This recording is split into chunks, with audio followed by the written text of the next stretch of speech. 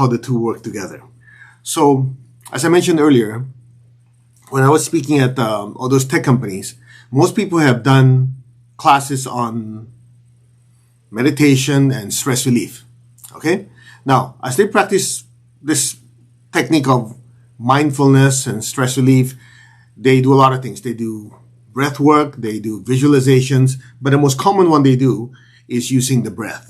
And I asked them what they do. They said, oh, I inhale, exhale, and just keep watching my inhalation, exhalation, and it calms me down, which it does. And I was waiting for, we're going to go with it, and no, that's it. I go, that's it?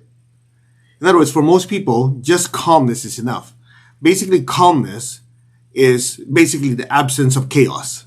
Okay? So calmness and stillness are two different things. Calmness can lead to stillness. So as we mentioned before, you're not the body, you're not the emotion, you're not the thoughts. You're a spiritual being having an earthly experience. And as you have this earthly experience, you're using the body to move around the physical world, using your emotional body or astral body to move around the emotional world to feel feelings and share those feelings, good or bad, or positive or negative. And you have a mental body, like a mental machine that creates these thoughts to generate thoughts to be able to process information and transfer that information to someone, like teaching.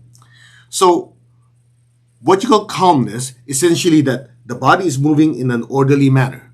The emotional body, the emotions are like, okay, you're feeling happy, you're feeling joy. It's not like, moving like that. So it's calm. So when a person is happy, they're calm, they're joyful. Believe it or not, when a person has a lot of anger and they're not expressing it, they're also calm. In other words, their anger is consistent.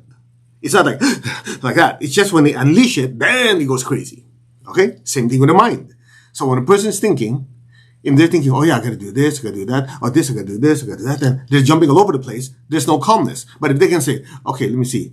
Today, here are the 5 things I need to do. Step 1, step 2, then step 3. Okay, tomorrow, you notice, even though they're doing a lot of thinking, but it's an orderly manner, there's calmness.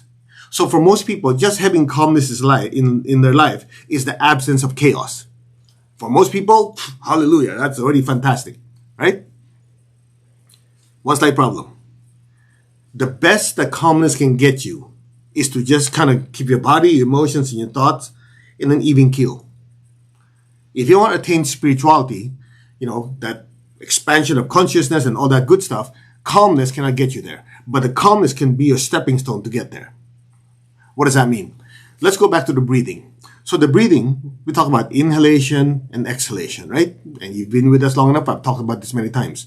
The best that can get you is calmness. Because if you're stressed out of your mind, you're breathing like that.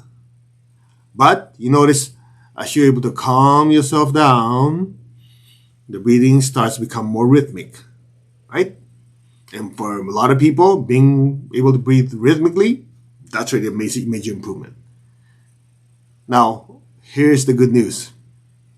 All you need is to take it one step further to be able to go into stillness. You already know, when you inhale, you hold, you exhale, you hold. The inhalation, the exhalation, there's movement. The space in between the inhale and exhale, inhale, there's no movement. It's just like you're waiting. Exhale. You're waiting. Inhale. Make sense? So the secret in shifting it from calmness to stillness, at least as the breath is concerned, is going from the inhalation to the space and the exhalation to the space.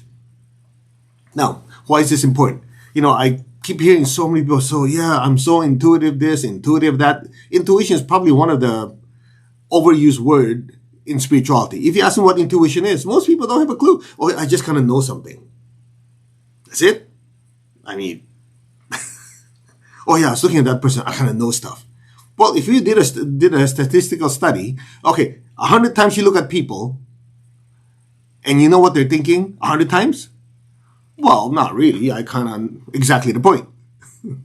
So that's not intuition. That's like you kind of sense something, and then maybe this, maybe that, and then you're observing the facial expression, their posture, and you know something. Or sometimes you just know something, right? That's not intuition. That's a good hunch. Now, intuition, in the strictest sense, as my teacher calls it, direct knowing. Direct knowing is knowing without having to study or gathering data.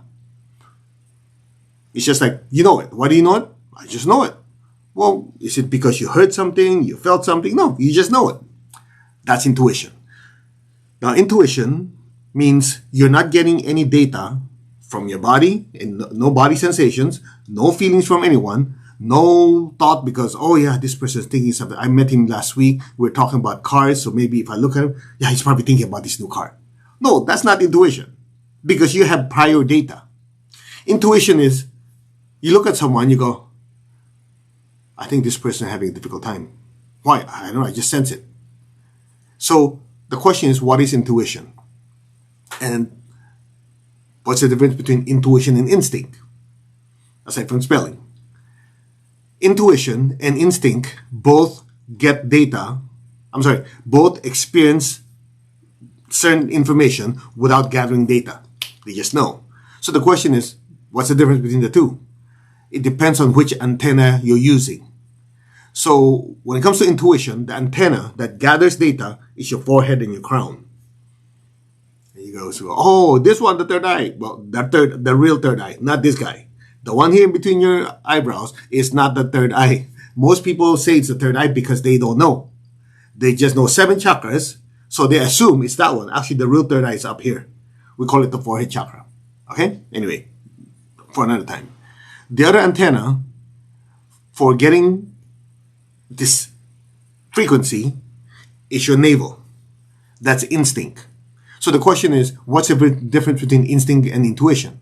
Instinct has to do with more material things, having to do with money, the earthly life, more physical, more material, like, that type of feeling. So, that's why when people fight, they put their attention on their navel. In the martial arts tradition, they do a lot of meditation, put their attention on the navel, because on the navel chakra does 2 things. One, it gathers energy and put it in the secondary navel, which is called Tantien. A lot of you study that.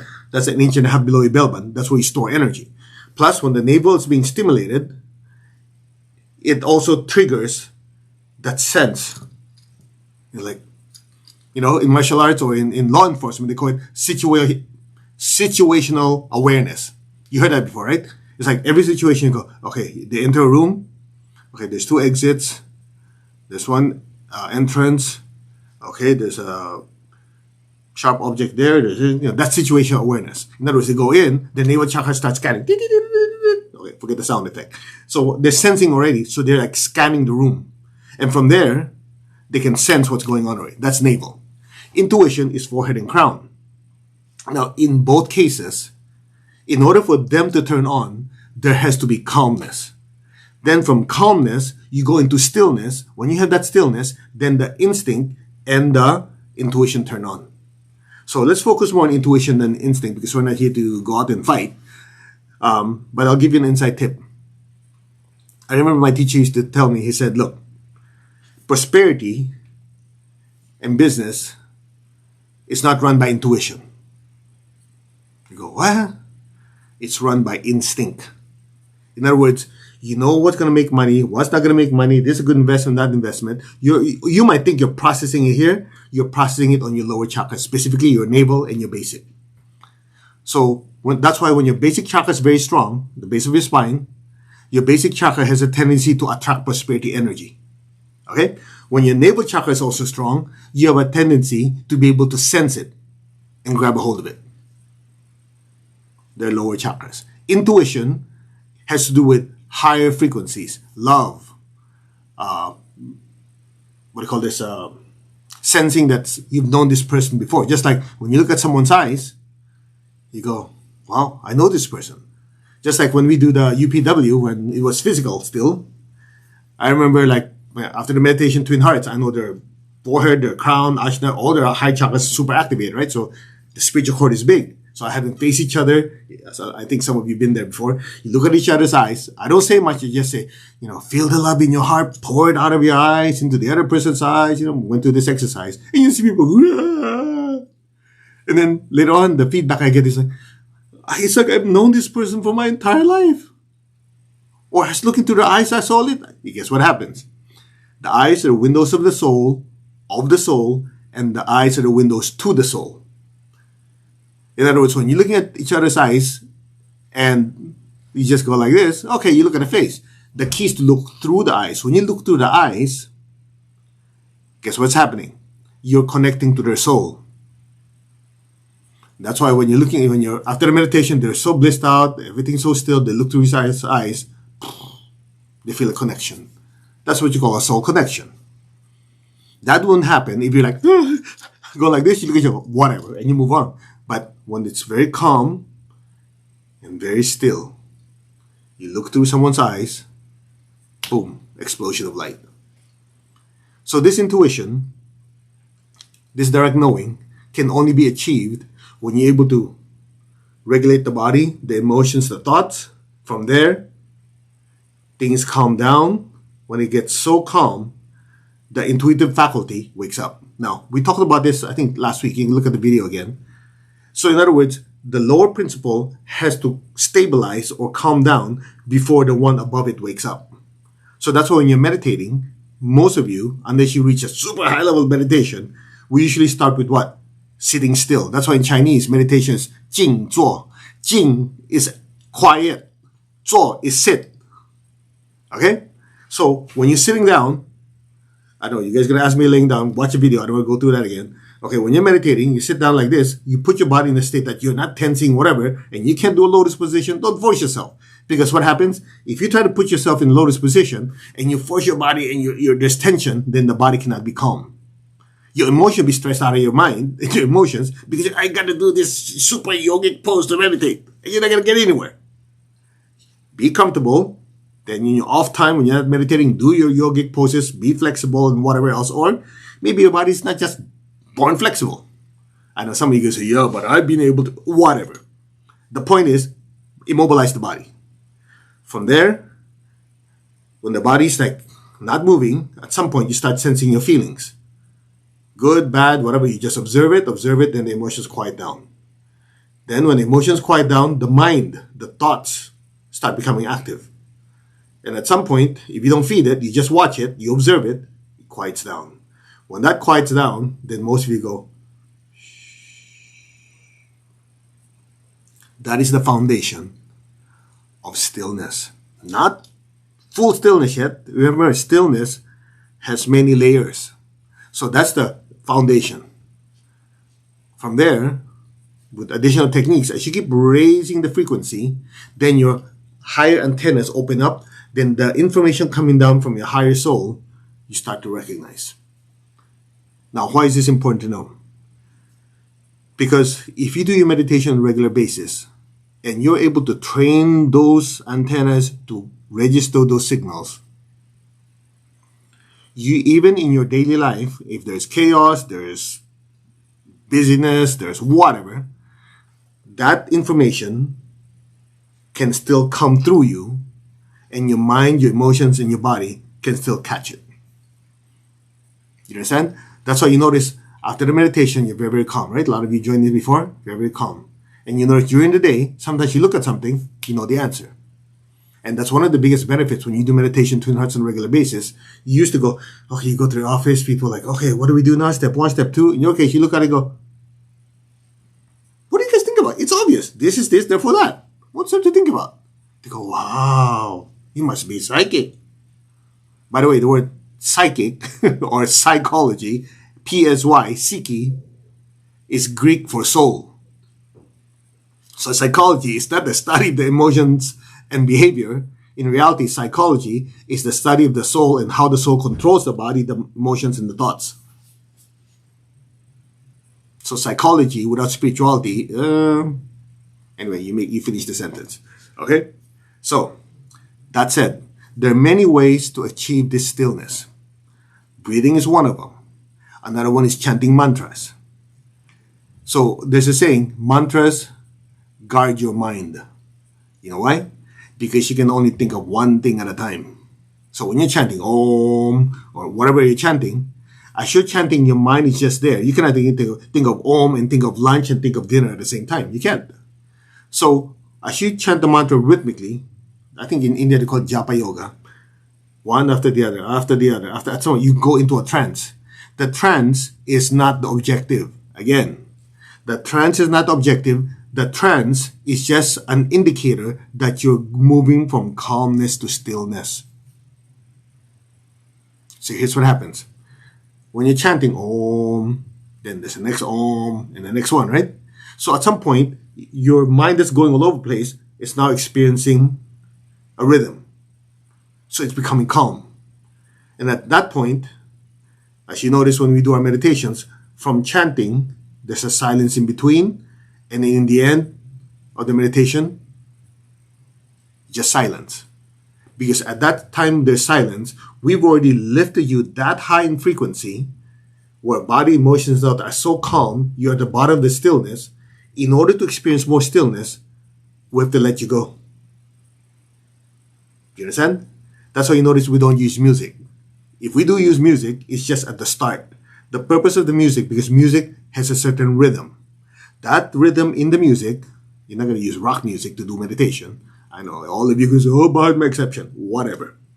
The point is, when you do these emotions that are going all over the place, that's chaotic like this, as you introduce a music that's very calm, very gently rhythmic, it forces the emotion to follow the rhythm of the music.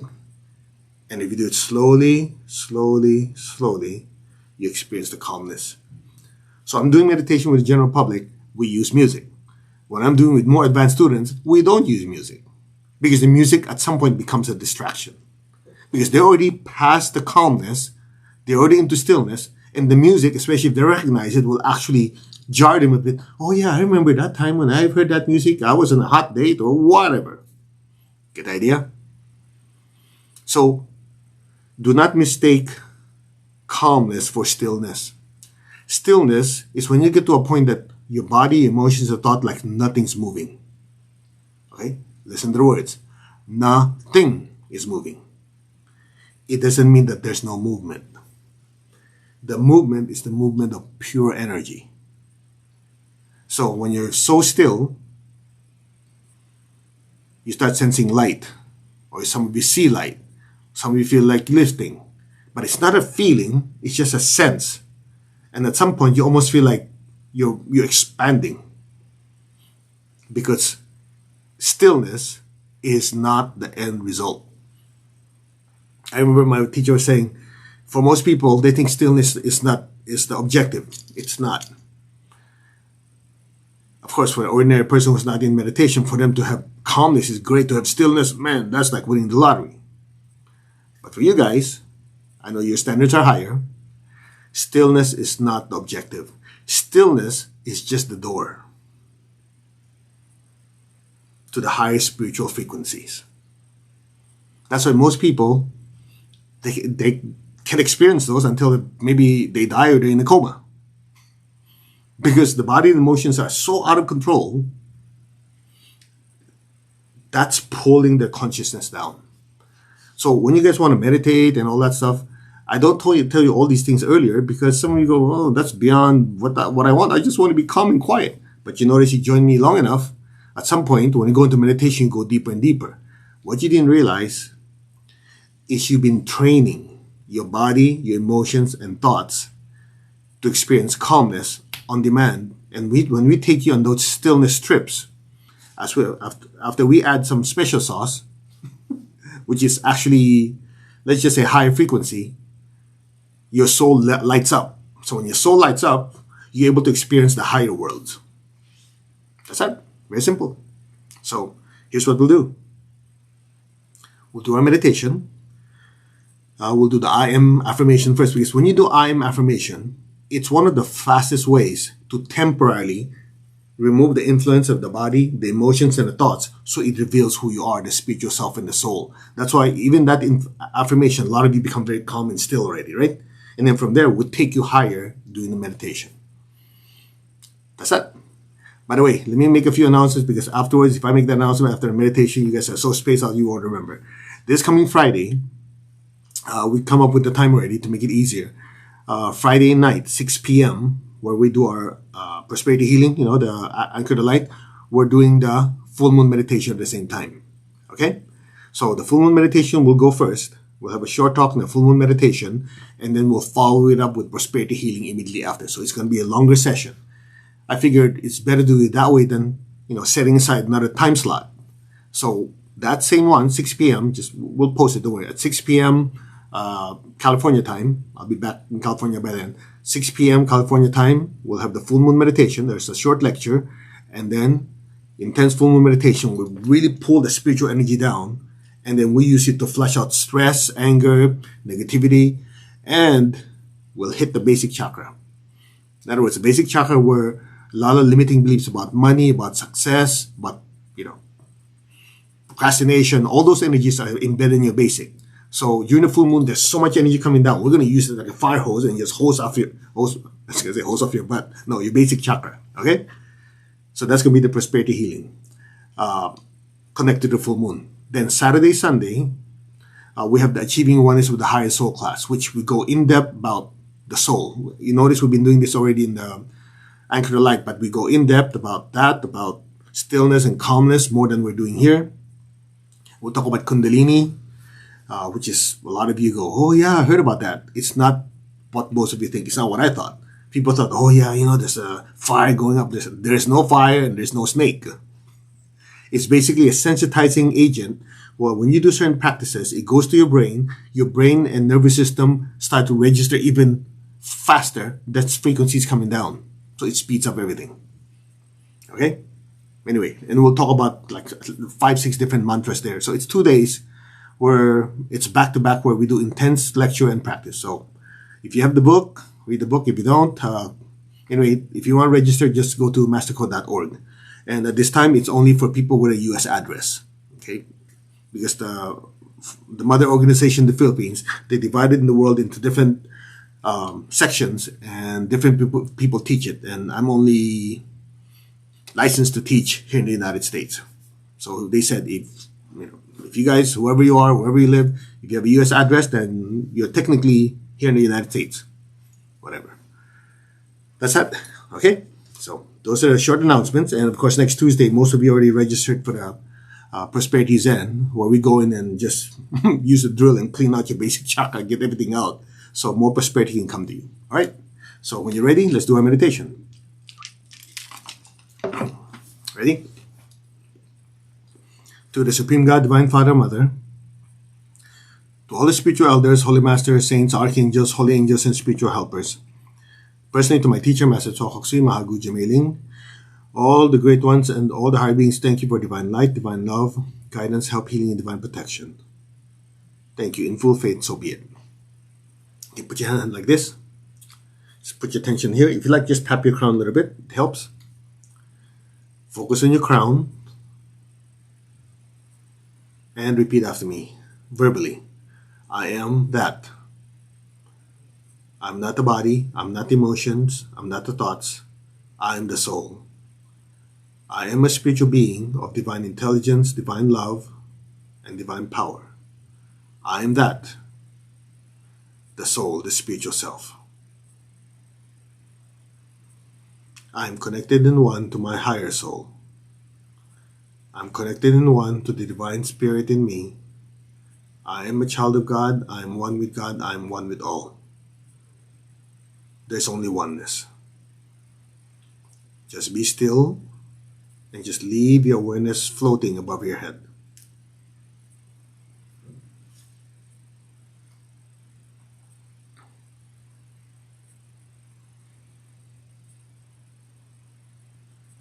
Just be still.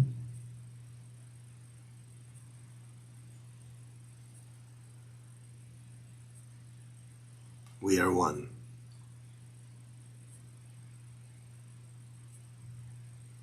There is only oneness.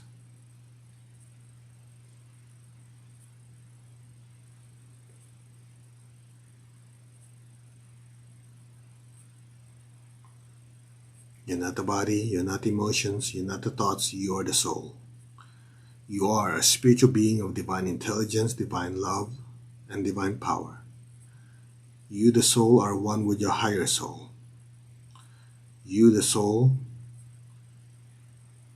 are one and connected to the divine spark within you, You are a child of God, you're one with God, you're one with all. There is only oneness. Stay there.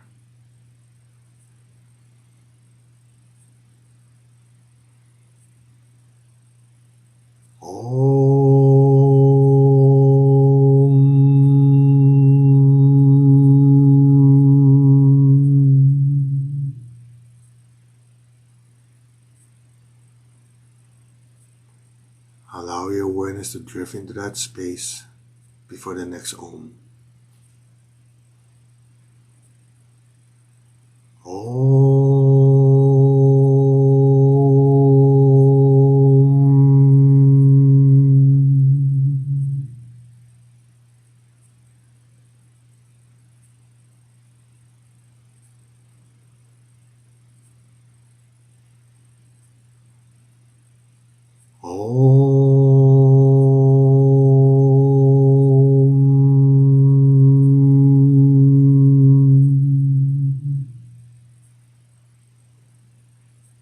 Allow your awareness to just drift deeper and deeper into that space between each Om.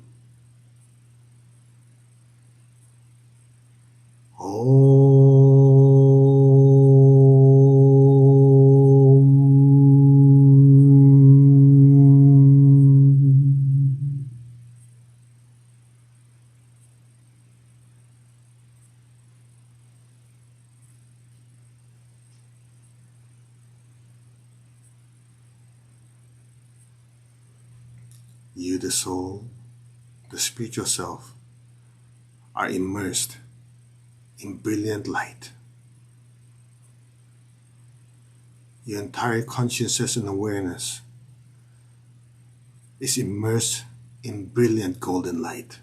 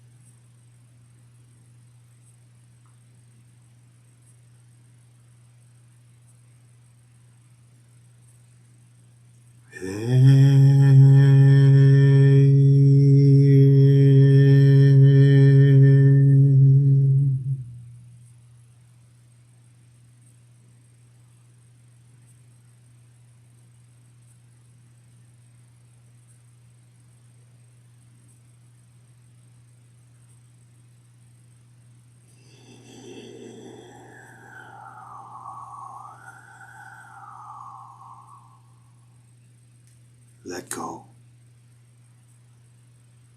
Now, any sound, any noise you hear, will just gently allow you to drift deeper and deeper into that stillness. And let go. And just let things be. Now.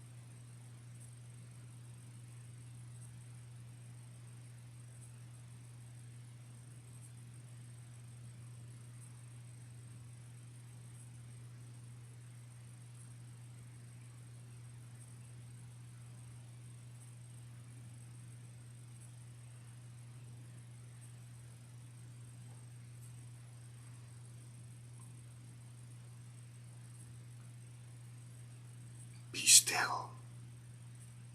Let go.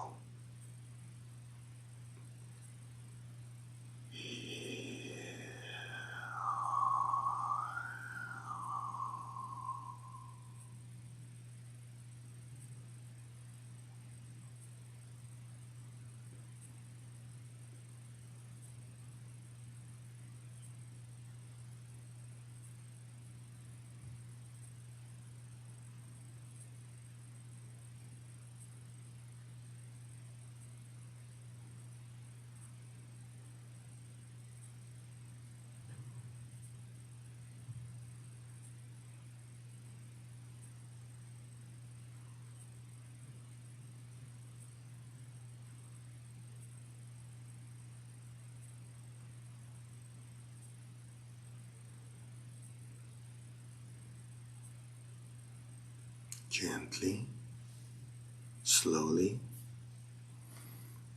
very gently and slowly, come back to your body. Gently move your fingers, move your toes. Very gently and slowly, come back. Okay, raise your hands again. We didn't do it this time, before. Raise your hands. We're going to release excess energy. I know some of you still say, oh, no, come back. It's important. You raise your hands. You have all this spiritual energy. Think of all the people you love. Flood them with golden light. May all of them be blessed with good health, with happiness, with prosperity, and with spirituality. So be it. May all be blessed. So be it. So be it. So it is. Now, be aware of your feet and the base of your spine. Aim golden light down into the earth. And repeat after me. Let our beloved Mother Earth be blessed with divine light, divine love, and divine power. Let our beloved Mother Earth be healed, regenerated, and revitalized. Blessings be to Mother Earth. So be it, and so it is. We thank you. Okay, let's give thanks to the Supreme God, Divine Father, Mother, thank you. To all the spiritual elders, holy masters, saints, archangels, holy angels, spiritual helpers, thank you. Personally, to my teacher, Master Tokok Sui Mahaguji Mei, thank you. In full faith, so it is. Okay, hope you had a good experience. We changed the meditation a little bit. This one, we stayed a little longer on the stillness, because that was the emphasis of what we're talking about today. Now, here's a test. Ready? Keep your eyes open. Keep your tongue in your palate. Be still. Observe your body. Observe your emotions. Observe your thoughts. Easy, right? You know why? Only in stillness can you really know the real I. Now, to take it one more step, some of you notice, yeah, I'm observing that, but I can also sense that I'm observing myself. So here's what happens. Just imagine the soul puts itself in the body, the emotions, and the thought. That's why in Italian it's called anima. It's animating the body, the emotions, and the thoughts.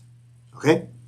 So my hand represents the soul, the incarnated soul. The soul, part of the soul that incarnate. Carne in Spanish is meat. So it incarnate. But the hand is part of the bigger whole. So this is the incarnated soul.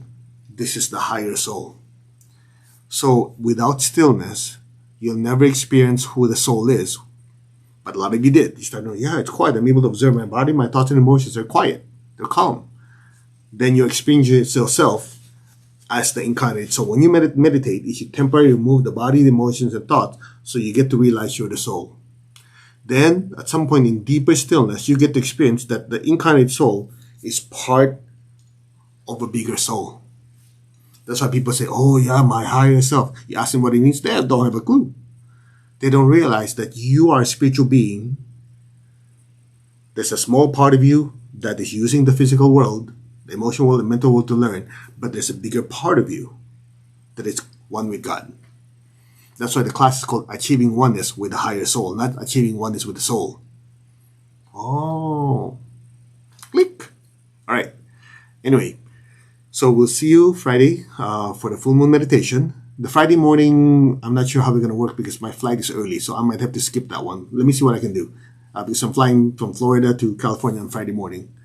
But we'll definitely have the evening meditation, the full moon. All right? Namaste, everyone, and please leave a comment if you can. Again, we sincerely apologize for the technical difficulties earlier. There's just three of us here, me, myself, and I, so sometimes I have to kind of go. So I hope you had a good experience. So we'll see you Friday for the full moon meditation. Saturday, Sunday for the Achieving Oneness. A lot of you have signed up already. Anyway, all of this, you just go to mastercode.org. All right. And I think I did my job. Namaste, everyone. You all take care. We wish you a wonderful day or evening wherever you are. God bless.